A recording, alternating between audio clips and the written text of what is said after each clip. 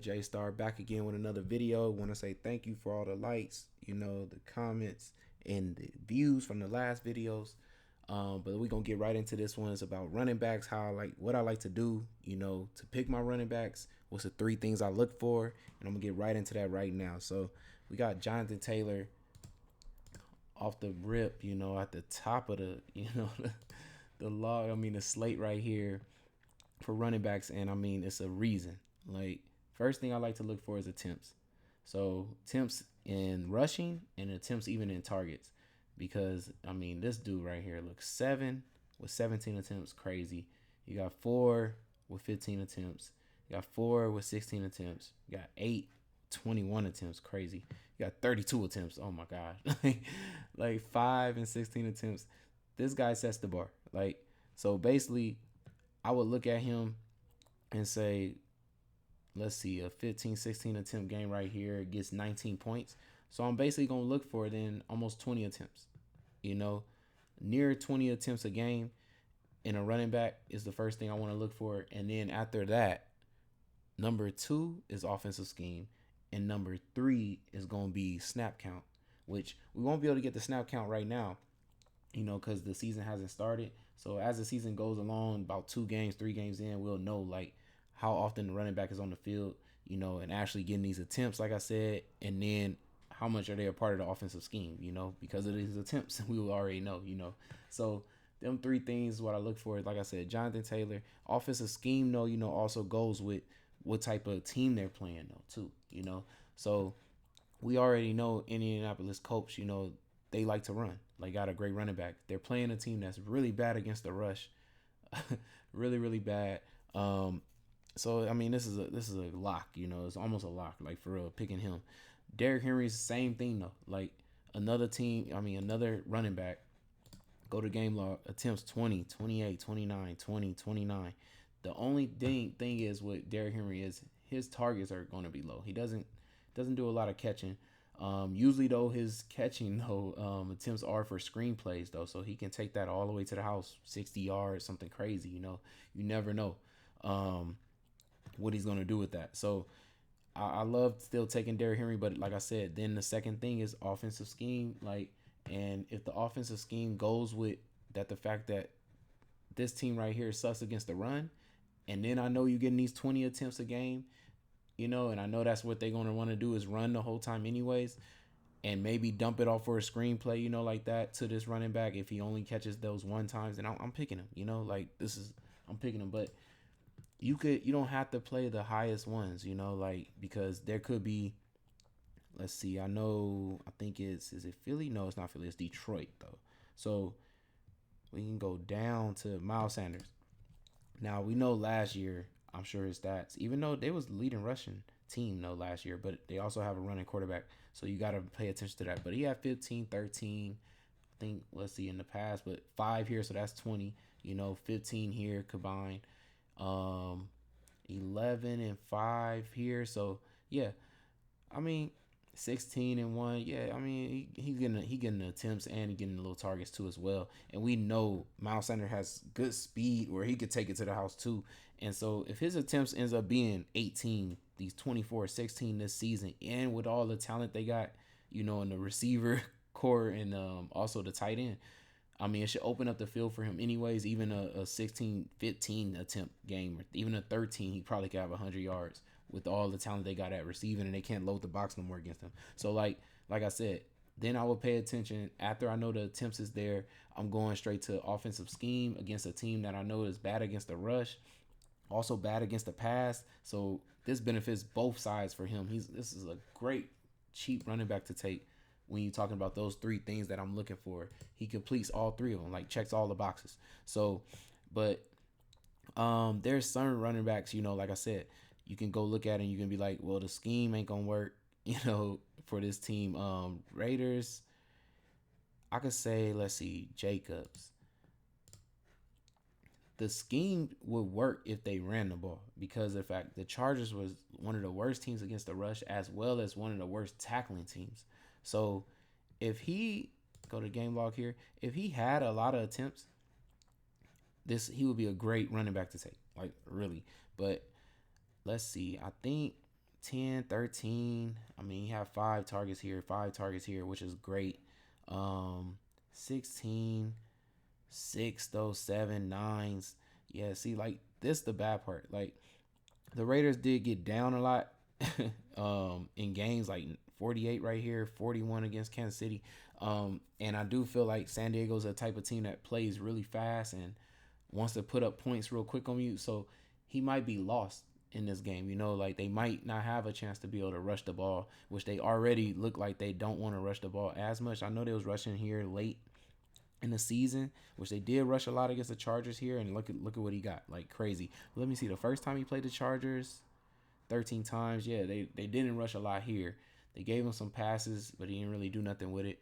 But like I said, it's all about like the game scheme, the offensive scheme, like I look for, and then it's about snap count, knowing that you out on the field, most of the time. So like if I end up noticing that Drake, when he comes back from being hurt, if he's out there on the field the first 2 games more than Jacobs, then I wouldn't want Jacobs. Like if y'all already don't like to run a lot, or even when y'all do run, y'all rather run with, Drake, over Jacobs. That's why I say you got to pay attention to that snap count too as well, because you might be picking the wrong running back for the offensive scheme that they might be planning to play, because certain teams are, like I said, these numbers right here, fantasy numbers right here, these rankings, they're not for, that Aaron Jones, like Minnesota might not be bad against the actual rush. They might be bad against the actual pass catching part of the running backs. So, like, you have to make sure you're picking a team that goes with the offensive scheme.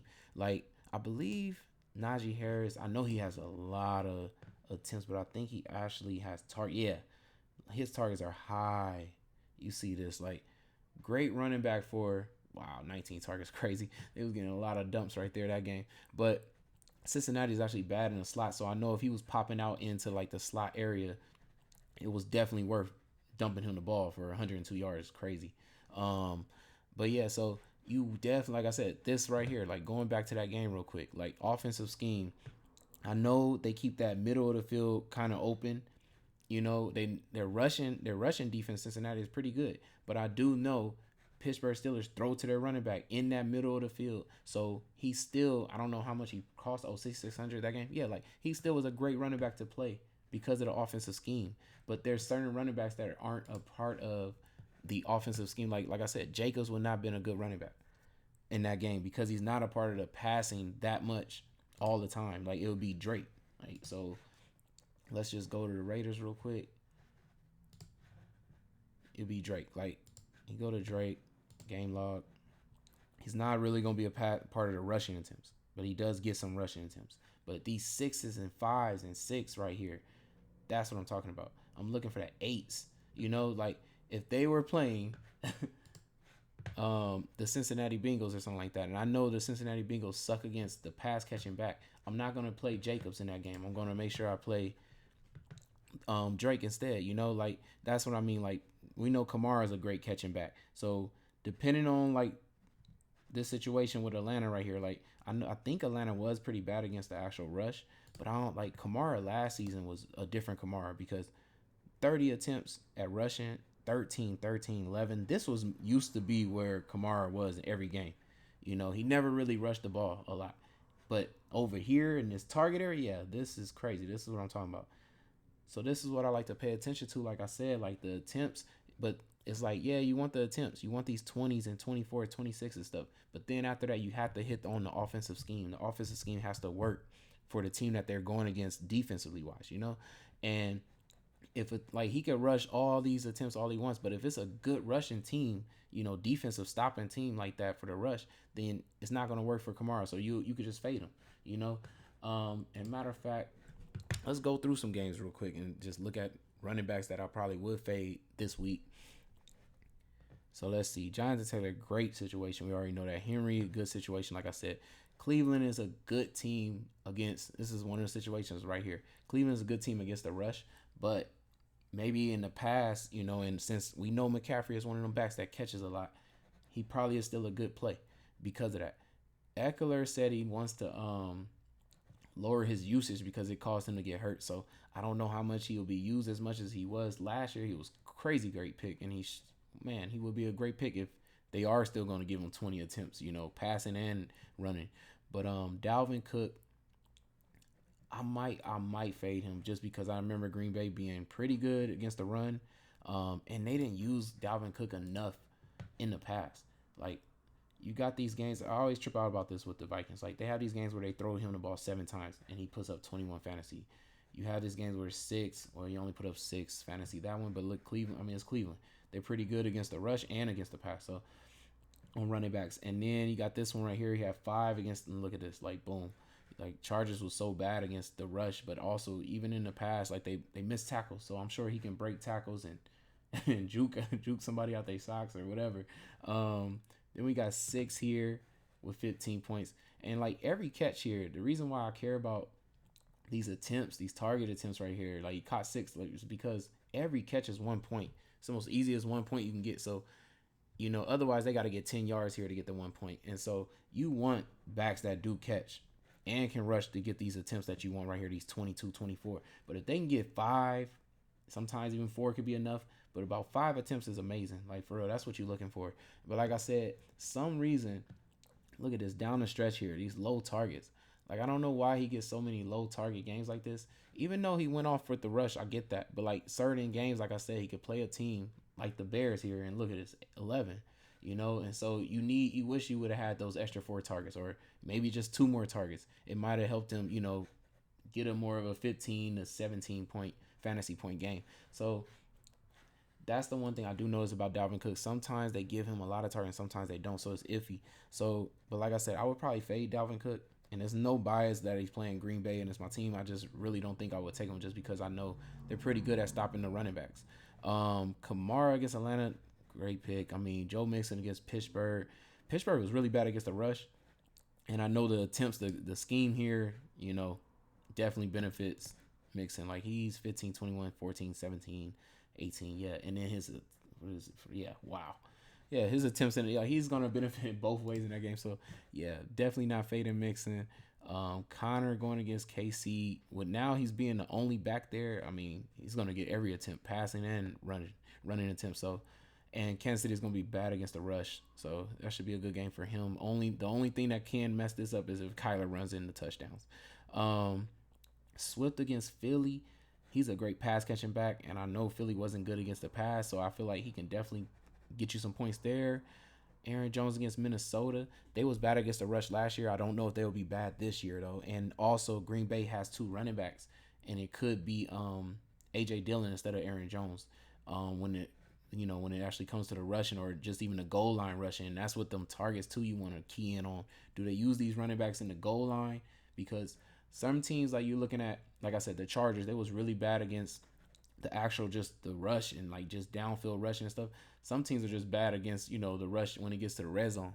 Them little 5 short yards or 1 yard, stuff like that. So you want to pay attention to the snap count. Like I said, are they in on those goal line rushing attempts when it comes to those teams like that give up the red zone rushing, So that's why I said snap counts, all those 3 things. Like I said, the attempts, targets, when it comes to targets and attempts at the rush, then it's offensive scheme, and then it's snap count, because you got to make sure you got the right running back that's on the field at the right time, especially for those scoring drives. So let me see. Who else would I want? Nick Chubba. Yeah, definitely he's in there. Harris. Yeah, he's definitely in there. Jacobs. Like I said, man. It's so hard with this game, like I said, because I feel like Jacobs doesn't get a lot of pass attempts, but since the Chargers was so bad at missing tackles, I mean, like, he probably is going to break some tackles and take it to the house or something, maybe. But so I probably still keep him in my slate. Let me see. Madison, he's not going to probably play. Saquon. Saquon. Let me see. Would I want Saquon against Tennessee? Because I believe this number 2 rank right here was really because they was actually good against the rush, Tennessee. And then Saquon, let me look at his attempts and the targets. It was pretty low, I thought. 3.376. Okay, he has some 7.65s.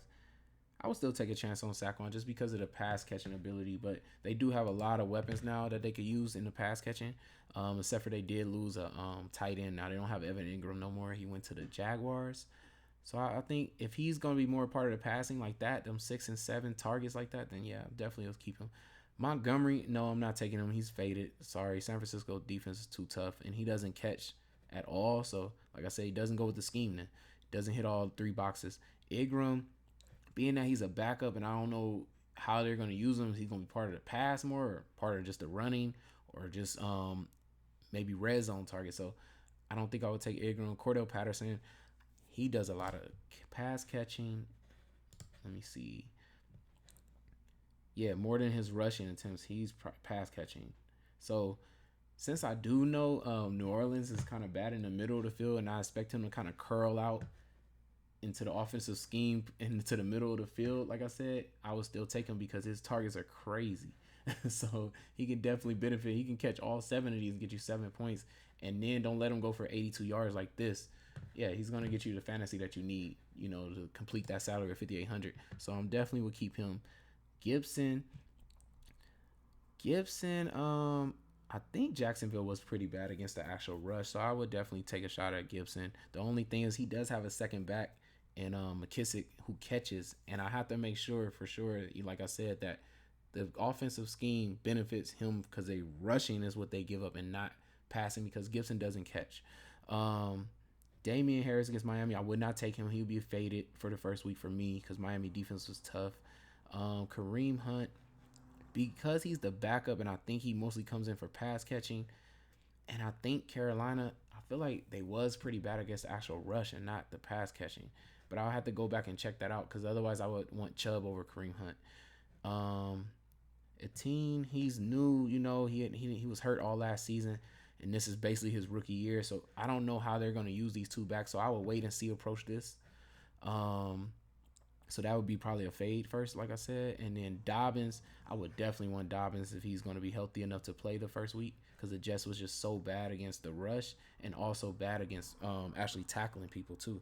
And then let me see. Stevenson, like I said, I would fade them. Mel Sanders, yeah, I'm playing him. Man, I don't know how they're going to use CEH. So I would have to wait and see this approach here because they use him more in the passing now. I would probably want him, but if he's not going to be using, he just use straight running. I don't think I would fade him.